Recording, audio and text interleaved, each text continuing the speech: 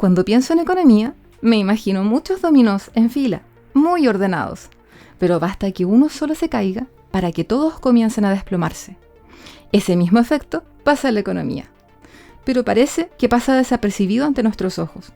Cuando una persona decide entre comprar una casa, un auto o algo más sencillo, ropa, comida, está tomando una decisión económica y que está influida por múltiples variables, culturales, emocionales, sociales y económicas. Más aún, esta primera decisión afectará a las siguientes que tome una persona o una familia. ¿Cómo se comportan las personas cuando le entregamos estos incentivos o estos cambios? Y ahí hay una amplia gama de estudios que tienen que ver con el desarrollo social y con nuestra vida diaria. Entonces, un ejemplo súper clásico y muy estudiado es cómo el seguro de salud cambia nuestro comportamiento en términos de salud. Entonces, por ejemplo, el clásico, si yo tengo un seguro, o otro seguro, no solo el seguro de salud, pero por ejemplo, si yo tengo, y lo que pasó al principio, un seguro asociado al auto, voy a ser un poquito más descuidado que si no lo tengo. Y eso puede terminar en que yo tenga que usar más el seguro, ¿ya? Si no lo tuviera, es probable que yo sería mucho más cuidadoso, ¿ya? Entonces, ese tipo de cosas las estudia el economista. Actualmente nos encontramos viviendo una situación muy diferente, lo que ha traído consigo pérdidas masivas de empleos, disminución de los sueldos, alta tasa de empleos informales, el renacer de los campamentos como una opción de vivienda, alzas en precios de insumos básicos, mayor consumo de electricidad, agua y en insumos de calefacción para el hogar, mayores comorbilidades en salud mental y física. Pero, ¿qué debemos esperar? A ver, los datos macros muestran como una recuperación de la economía y todo eso, y se ven como alentadores, se ven como que va a venir algo de crecimiento en los siguientes meses, y si salimos de la pandemia va a seguir este crecimiento, ¿cierto? Pero cuando uno va al dato más detallado, por ejemplo el de empleo se ha destruido muchísimo empleo. Eso está relacionado directamente con destrucción de firmas también. Claro. Han destruido un montón de firmas. Sí. Y eso tiene consecuencias directas. O sea, si tienes ahora a 500.000 o 2 millones de personas desempleadas, eso representa algo así como 500.000 o 2 millones de familias, más o menos. Y eso puede llevarte a una vuelta de campamentos, justamente porque aunque nosotros somos los campeones de la clase media, hay una proporción importante de chilenas y chilenos que están en una clase media, pero muy frágil, muy frágil. El Estado, para paliar esta crisis, ha dispuesto un plan de acciones que principalmente está constituida por la entrega de bonos, los cuales no han estado exentos de polémicas y principalmente debido a la inconsistencia en que se mide el nivel socioeconómico del país. Hemos ido modificando un poco algunas mediciones. Antes pobreza se medía unidimensionalmente, ingresos solamente.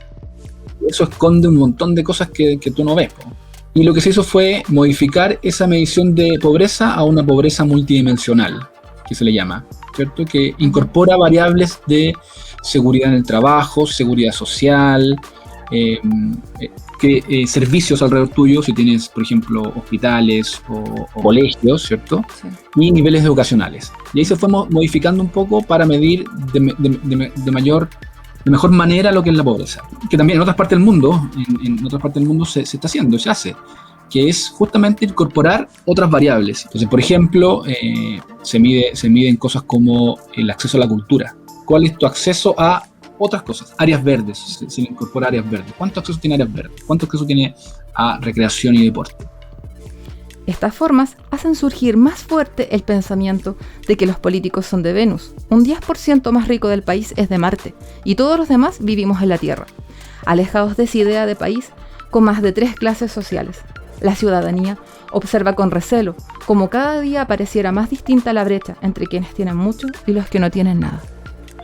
Sí, y hay una desconexión, eso es lo que yo creo que exacerba el rechazo que tiene la ciudadanía a las instituciones, a los políticos, ¿cierto? Porque se nota se nota que no están totalmente conectados. Uno no quiere que estén 100% conectados, pero que tengan un cierto nivel de conexión con los problemas que tiene la gente. Sí, y eso trae las consecuencias que puede traer, pueden ser consecuencias muy malas, porque si uno si uno sigue en este camino de no creerle a las instituciones, bueno, se generan cosas como golpes de Estado, guerras civiles y cosas como esas. O sea, uno tiene que leer la historia y mirarla y decir, chuta. Tiene que haber un punto de equilibrio donde las demandas sociales tienen que ser escuchadas, pero a través de la institución. Pero las diferencias salariales traen consigo mucho más que el descontento social.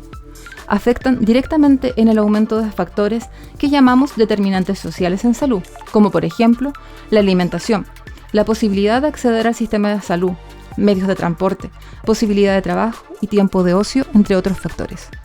Hay una serie de cosas ¿cuáles son las cosas que pasan ahí? ¿Por qué la gente, y para explicarte un poquito, por qué la gente más pobre, ¿cierto?, se contagia más de coronavirus y muere más de coronavirus?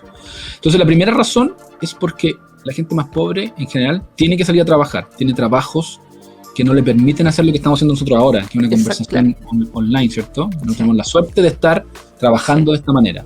Hay personas que no pueden, tienen que ir a su trabajo. Eso significa que tienen que ir de la periferia, porque está mal construido el país, hacia a otros lugares, lo que significa que tienen que encontrarse con otras personas en los medios de locomoción, ¿cierto?, colectiva.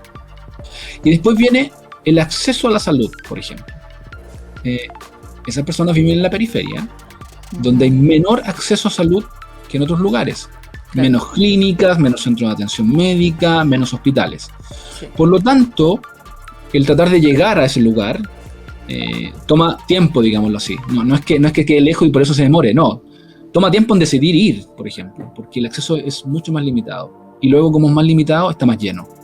Y después viene otro problema, que la gente más pobre, en general, se alimenta más mal, hace menos deporte que la gente más rica. Y de nuevo, tiene que ver con acceso a mercados, ¿cierto?, más ricos en alimentos, áreas verdes y otras cosas más, ¿cierto?, que hacen que tengan menor salud. Entonces, por lo tanto, se ha estudiado esto, gente con peor salud tiene pronósticos más malos que gente con menor salud. Y como no tienes una red de seguridad social importante, te pasan estas cosas y quienes más sufren de todas estas pandemias, crisis económicas, crisis sociales, son la gente más pobre siempre. Pero si bien el panorama no es alentador, hay que pensar, promover y ser parte de las medidas económicas que el Estado puede tomar para promover la reactivación económica, promover el empleo formal, apoyar a las pymes, impuestos a quienes generan más ingresos,